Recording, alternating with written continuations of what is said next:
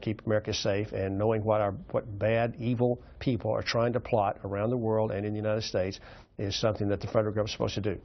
It's enumerated powers, and one of those is to provide for the common defense, and this is a part of that process. Yeah, American Hero tweets in, where does the Constitution authorize the Congress to use force to gather information? What force? Well, I'm not sure what the force is talking about, but it's a part of the common defense, and these are international threats that come at us and our allies, not only the Five Eyes, but other allies as well that have benefited from these programs. Again, it's a tool that needs to be watched very carefully, and make sure you've got the right people in place to do that. On oversight, how often are you briefed by NSA about what's happening? Are you told about successes when they've stopped a terrorist attack? From time to time, yes, we are. We're not told on the front end. That's now there's generally because of operational security issues. But yes, we get briefed on the events that the ones overseas, depending on what it might have had a specific briefing on that. But yes, we have access to that information and are briefed about what is happening and not happening. How often do you meet with NSA officials? There's no set schedule, and it depends on what's going on, but they're up there often. The CIA guys are up often. The FBI piece that's related to intelligence gathering is in as well, and then we've got all the other alphabet soup, 16 agencies that come in front of our committee from time to time to talk about what they're doing. Have you ever attended a FISA court No, that's not procedure? allowed. You're not allowed? No. Not allowed. Why not? I mean, why not let an intelligence member in who knows? I don't know. I never have asked to go to see it, but I said I'm not allowed. I assumed that was the case, given the close hold they have on that whole process. One of the things that we're looking at is how do we open up the FISA court operations without revealing sources and methods and giving away our trade secrets, so to speak. How can we get more visibility and transparency into that process? And we're looking at that with respect to the Rogers bill as well, because we're going to have to do some things to try to regain the trust of the American people. It may very well mean that we have to out some issues that we'd rather not, if you're just out issues that we really shouldn't or wouldn't otherwise have done, because it's so important we try to reestablish some sense of confidence in the American people that we are not spying on each other. We're not gathering emails and Twitter and Facebook and all those other kind of things. We're just not doing the stuff that the newspaper is reporting with their issues, and that's going to require us to do some things we'd probably rather not do. But in the greater interest of maintaining the programs in their core, we're going to have to get that trust back to the American people that yes, in fact, the oversight is proper, the controls are in place, and that if something does go wrong, it gets caught, and whoever did it gets punished appropriately. Jim's next. He's in Loves Park, Illinois. Independent caller. Hi, Jim. Yeah, thank you very much for that. Thanks for hanging on the line. Yeah, Representative Conway, first of all, I wanted to tell you I had a very enjoyable stay in your district back in the mid-'80s when I was stationed at Goodfellow Air Force Base. My question for you very directly is, as you know, that Air Force Base in your district has had a long association with the National Security Agency.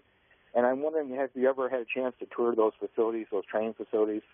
And also, my second question for you is, were you at any point in time involved in the NSA yourself? And I'll get off the line and listen to your answer. All right. Well, first off, come back and take a tour yourself. You would not recognize Goodfellow Air Force Base. It has continued to grow as the mission of training cryptologists and linguists and others and firefighters, quite frankly. But yes, I have toured the facilities often. I've gone to the training classes and met out there to see what we're doing and the great work that's going on. And no, on your answer about NSA, I have no former association with the NSA other than as a member of Congress and in my role as on the Intelligence Committee. So in your district, you have this base that deals with training. Right. Talk a little bit more about what they do there.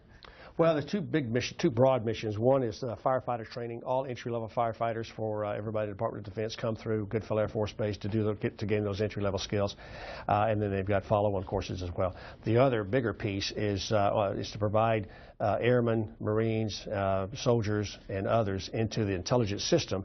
So they come there for the basic training for how to become a cryptologist, the various classes that they teach there, and then those folks filter out. They go to Fort Huachuca. They go into the other areas of intelligence. But that's where the schoolhouse is for our men and women in uniform who are trying to begin to people these various slots that to conduct the intelligence on behalf of the Department of Defense. Andrew, in Wisconsin, Democrat, you're on the air with Congressman Mike Conaway. Go ahead. Hello, I'm Andrew Holloway from Wisconsin.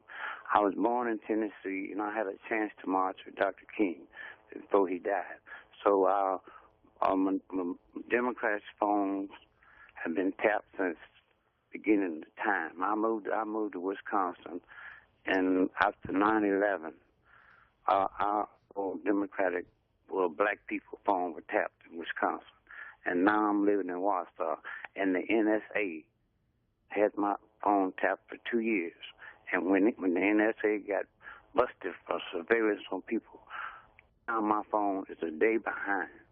You know, so whatever you're saying, you got your belief, but we know what's really happening in society. Andrew, how do you know your phone's tapped by the NSA? Okay, the same day that came out that NSA had people phone tapped. My phone is a day behind.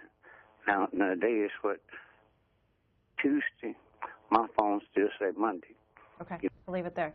I mean, Congressman, would someone know that the NSA is doing this? No, because the NSA doesn't do that without a warrant. It doesn't do that. Those phone taps would be done by the FBI, by local police, by state police and others. So the NSA would not be involved in that. And I don't know how someone would know that the NSA was doing it, because that data is collected away from the phone itself. It's as it's going through the other processes and not directly off his or her phone. So I'm not sure the proof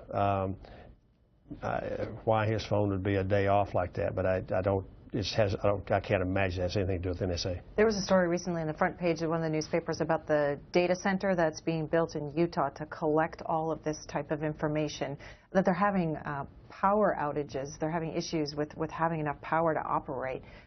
Have you been briefed on that, and what's being done about it?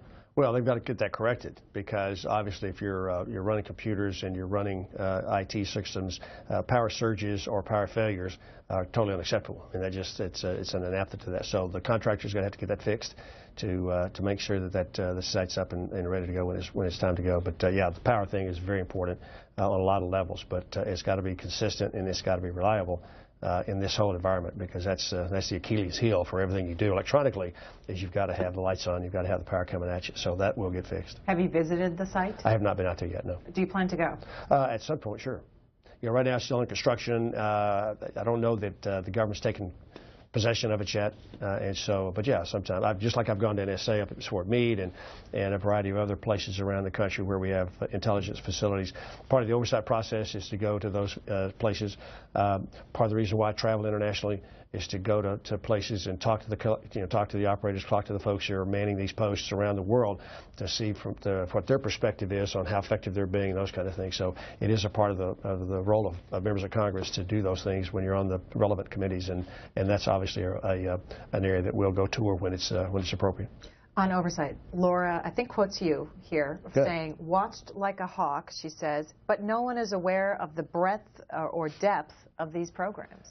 Well, we are, and the problem is we can't communicate that to the American people, have not found the way yet to communicate what we're doing, how we're doing it, and all those kind of levels. And so part of what Rogers and we on the committee are trying to do is, how can we do that? How can we, without disclosing sources and methods, without tipping our hand to the bad guys, how can we begin to build some confidence in the American people by letting them see what actually is being done and how that's being done? And so we're trying to find that sweet spot, so to speak, as to how we can do that, yet still protect our country and our way of gathering this information and the information itself, but let the American people have some confidence that it's being done appropriately, and that there is oversight, that there are some separate set of eyes watching the processes, and that if it does get outside the bounds, at the very narrowly drawn bounds of what NSA can and can't do here in the United States, that's caught, and that there are consequences for the folks who did whatever it is it was accused of doing.